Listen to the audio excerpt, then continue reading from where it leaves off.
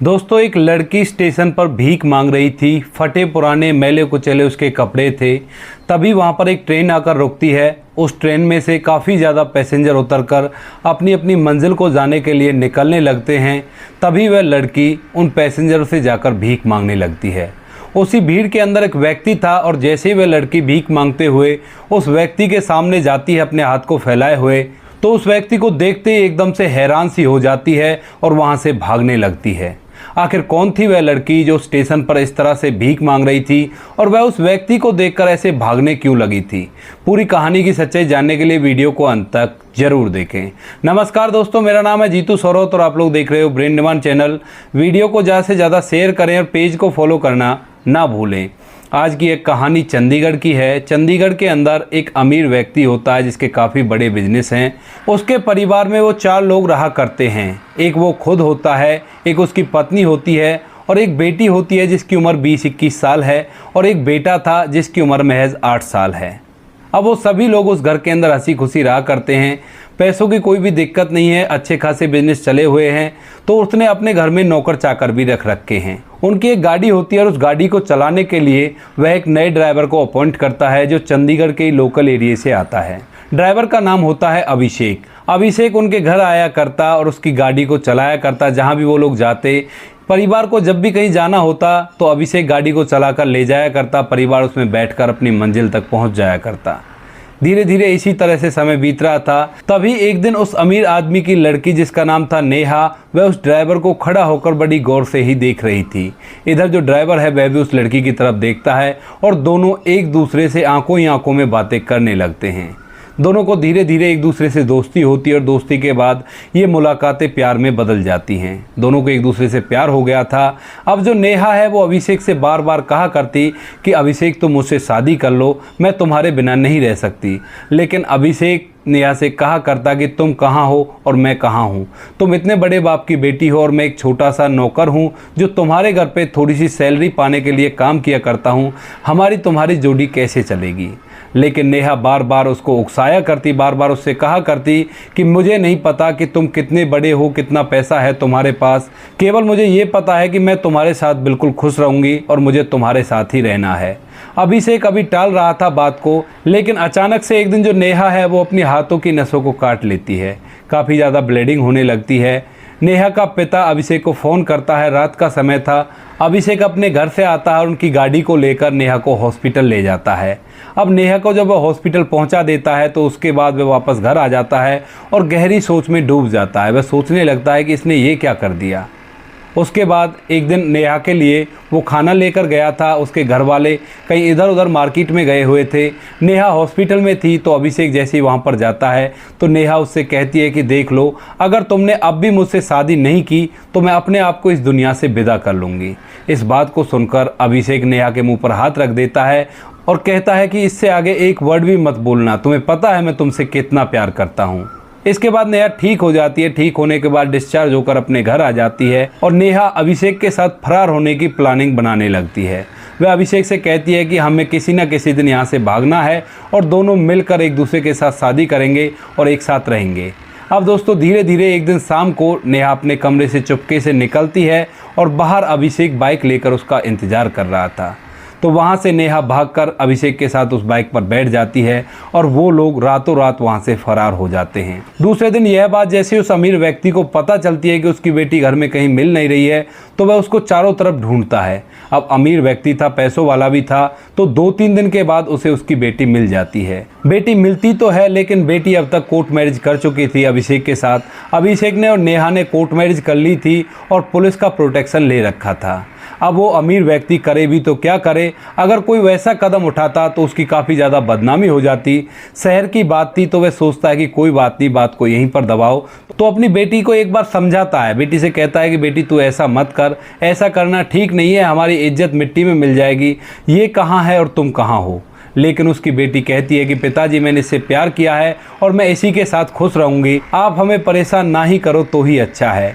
इसके बाद बाप करता भी तो क्या करता, क्योंकि कोर्ट मैरिज उन्होंने कर ली थी और पुलिस का प्रोटेक्शन उन्हें मिल चुका था। अब वह अपनी बेटी से लास्ट में कह देता है कि बेटी आज के बाद हमारा तुम्हारा कोई रिश्ता नहीं है, हमारे लिए तुम आज से ही मर गई हो। ऐसा कहकर वो अपनी पत्नी के साथ अपने घर चला जाता है और इस बात को सोच सोचकर काफ़ी ज़्यादा परेशान होता है कि अब उसकी बदनामी होगी, अब वो लोग क्या करेंगे। धीरे धीरे समय बीतता है। इस बात को लगभग 2 साल बीत गए थे। 2 साल बाद वह अमीर व्यक्ति अपने छोटे से बच्चे के साथ और अपनी पत्नी के साथ एक तीर्थ स्थान पर जाता है। वहाँ पर जाने के लिए वह ट्रेन पकड़ता है और वहाँ पर दर्शन करते हैं वो लोग, और दर्शन करके वापस उसी ट्रेन से वापस आ रहे थे। तभी जैसे ही वो स्टेशन पर उतरते हैं, उतरते ही सभी लोगों की भीड़ एकदम से बाहर को निकलती है, लेकिन वो लोग थोड़ी पीछे रह जाते हैं। बोलते हैं कि कोई बात नहीं, इन्हें जाने दो, हम थोड़ी पीछे चले जाएंगे।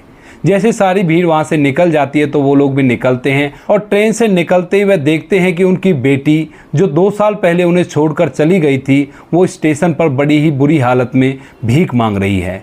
इधर उनकी बेटी हाथ फैलाते हुए उनके सामने भी आ जाती है और जैसे वह अपने पिता को देखती है तो देखते ही एकदम से भागने लगती है। उसका पिता एकदम से भागकर उसको पकड़ता और कहता है कि अरे रुको तो सही, ऐसे कहाँ जल्दी में भागी जा रही हो। उसकी बेटी रुक तो जाती है, लेकिन अपने पिता की आंखों से आंखें नहीं मिला पाती है। उसकी आंखों में आंसू आ जाते हैं और वो फूट फूट कर रोने लगती है। इतनी ही देर में उस अमीर बिजनेसमैन की पत्नी भी वहाँ पर आ जाती है और जैसे ही वो लड़की अपनी माँ को देखती है तो एकदम ज़ोर ज़ोर से रोने लगती है और अपनी माँ के गले मिलने की कोशिश करती है। लेकिन वह अमीर व्यक्ति उसके हाथ को पकड़ के झटक देता है और कहता है कि तुम्हारा कोई अधिकार नहीं बनता अपनी माँ के गले मिलने की। तुमने अपनी मर्जी से शादी की थी ना, अब वो भाग गया होगा वो ड्राइवर, और अब तुम इस तरह से भीख मांग रही हो यहाँ पे। उसके बाद बेटी और भी ज़्यादा रोने लगती है और वहीं पर बेंच पर बैठ जाती है। तभी उसकी माँ उसके पास जाती है और उससे पूछती है कि बेटी आखिर हुआ क्या तुम्हारे साथ जो तुम यहाँ पर भीख मांग रही हो। तो उसकी बेटी पूरा वाक्यांश अपनी माँ को सुनाने लगती है। वह बताती है कि माँ, जब मैं आपके यहाँ से भागकर आ गई थी अभिषेक के साथ, तो मैं और अभिषेक बड़ा ही खुश रहा करते थे। भले ही हमारे पास पैसे नहीं हो, लेकिन आपके और पिताजी की तरह हमारे बीच में कभी भी लड़ाई नहीं हुआ करती थी। धीरे धीरे समय बीतता है और समय के साथ साथ ही एक दिन अभिषेक को बहुत तेज़ बुखार आ जाता है और बुखार भी कुछ ऐसा था कि उसको उल्टियाँ हो रही थी और उसके शरीर पर जगह जगह दाने निकल आए थे। इसके बाद मैं उसे हॉस्पिटल लेकर गई और हॉस्पिटल चेकअप करने पर पता चला कि इसे डेंगू हो गया है, इसकी प्लेटें कम हो गई हैं और ये थोड़ी देर का ही मेहमान है। उसके बाद मैंने चारों तरफ हाथ पैर मारे, लेकिन मैं अभिषेक को नहीं बचा पाई और अभिषेक मुझे छोड़कर इस दुनिया से जा चुका था। उसके कुछ दिनों बाद तक घर में जो सामान था, कुछ पैसे अभिषेक ने जोड़ कर रखे थे, उन पैसों से मैंने अपना गुजारा किया। लेकिन जब वो पैसे ख़त्म हो गए तो मैं बहुत ही ज़्यादा मजबूर हो गई और अब तो मैं आपके पास भी नहीं आ सकती थी, क्योंकि आप लोगों की मर्ज़ी के खिलाफ मैंने अभिषेक से शादी की थी। तो मैं जाती तो कहाँ जाती, इसी वजह से मैं अपने आप को इस दुनिया से विदा करने के लिए इस रेलवे स्टेशन पर आ गई। लेकिन यहाँ पर आकर जैसे मैंने देखा कि कुछ महिलाएँ और कुछ बच्चे यहाँ पर भीख मांगते हैं और अपना गुजारा करते हैं। मैंने उनसे बात की और उनसे पूछा क्या मैं भी ऐसा कर सकती हूँ। तो उन लोगों ने मुझे सहारा दिया, मेरी कहानी सुनी और मेरी कहानी सुनने के बाद उन्होंने कहा कि तुम भी यहाँ पर ऐसा कर सकती हो, तुम भी मजबूर हो एक तरह से, तो तुम भी हमारे साथ रहकर भीख मांग सकती हो। और उसी दिन से मैं इनके साथ रहकर यहाँ पे भीख मांग रही हूँ और इसी से अपना गुजारा कर रही हूँ। उसके बाद उसका पिता वहाँ पर आता है और अपनी बेटी को फटकारते हुए कहता है कि अभी तो रोकर और दिखा रही है हमें, इससे अच्छा होता कि तू ट्रेन के सामने कूदकर अपनी जान दे देती। अब इस बात को जैसे ही वह लड़की सुनती है तो और भी फूट फूट कर रोने लगती है। इधर जो लड़की की माँ थी, जो उसकी सारी बातों को सुन चुकी थी, वह अपने पति को एक साइड में ले जाती है और उसे बताती है पूरी कहानी। वह कहती है कि बेटी तो हमारी ही है, अब उसका पति मर गया तो इसमें इसका क्या दोष है। अगर वो होता तो इसे अच्छी तरह से पालता या फिर इसे छोड़कर चला जाता तो भी आप ये बात कह सकते थे। इसने तो एक सच्चा जीवन साथी चुना था, लेकिन भगवान ने इसके साथ ऐसा कर दिया तो इसमें इसका क्या दोष है। मैं चाहती हूँ कि आप इसको अपने साथ ले जाओ और दोबारा से इसे अपने साथ रखो। लेकिन उसका पति पहले तो मना करता है, लेकिन थोड़ी देर समझाने के बाद वह भी मान जाता है, क्योंकि आखिर उनकी ही बेटी थी। उन्होंने उसे पाल पोस कर बड़ा किया था और बचपन की हर एक यादें उन्हें याद थी। तो उसके बाद वे अपनी बेटी को वहाँ से लेते हैं, टैक्सी बुक करते हैं और टैक्सी में बैठाकर एक बड़े से मॉल में ले जाते हैं। वहाँ पर जाकर अच्छे अच्छे से कपड़े उसे पहनाकर अपने घर ले जाते हैं। अड़ोस पड़ोस वाले पूछते हैं कि तुम्हारी बेटी तो कहीं गई थी ना, तो वह कहते हैं कि हाँ, कुछ दिनों के लिए विदेश चली गई थी, क्योंकि अक्सर बड़े लोगों में इन बातों पर ज़्यादा गौर नहीं दी जाती है। वो बताते हैं कि हमारी बेटी विदेश चली गई थी, अब ये पढ़ाई करके वापस लौटी है और इसके कुछ दिनों बाद उसके पिता उसके लिए एक और लड़का ढूंढते हैं और उसकी शादी करा देते हैं। शादी होने के बाद वे अपनी बेटी को एकांत में बुलाते हैं और उससे कहते हैं कि बेटी, आज के बाद तुझे हमारे घर कभी नहीं आना है, तेरे पति का घर ही तेरा है और उसको ही अच्छी तरह से बसा। इस बात को सुनकर उसकी बेटी की आंखों में आंसू आ जाते हैं, लेकिन वो करती भी तो क्या करती, वो काफ़ी ज़्यादा मजबूर थी इस काम को करने के लिए। शादी होकर बेटी अपने घर चली जाती है और अमीर व्यक्ति अपने घर रह जाता है। तो दोस्तों, ये थी आज की कहानी, जहाँ पर एक लड़की ने अपनी पसंद से शादी की, लेकिन भगवान को ये मंजूर नहीं था। उसने उसका जीवन साथी जल्द ही छीन लिया और उसके बाद उसे भीख मांगनी पड़ी। दोबारा से जब माँ बाप मिले तो वह फूट फूट कर रोने लगी। आप लोगों को कहानी जैसी भी लगी हो कमेंट सेक्शन में बता देना। इन घटनाओं को सुनाने का उद्देश्य आपको परेशान करना तो बिल्कुल भी नहीं है। यह कहानियां आपको इसलिए सुनाई जाती हैं ताकि आप लोग इन कहानियों में से कुछ ना कुछ सीख ले सको और अपने जीवन में उस चीज़ को अप्लाई कर सको। यहाँ पर नेहा अगर अपनी मर्जी से शादी ना करती तो उसको स्टेशन पर भीख नहीं मांगनी पड़ती, क्योंकि उसके पिता उसके लिए जो लड़का ढूंढते उसकी इतनी प्रॉपर्टी होती कि अगर ऐसा कुछ हो भी जाता तो उसको ऐसा काम बिल्कुल नहीं करना पड़ता। ऐसी कहानियों से इस तरह की सीख ही ली जाती हैं, इसी वजह से आपको ये कहानियाँ सुनाई जाती हैं। मिलते हैं किसी नेक्स्ट वीडियो में नए टॉपिक के साथ, तब तक के लिए जय हिंद, जय भारत, जय हिंदुस्तान।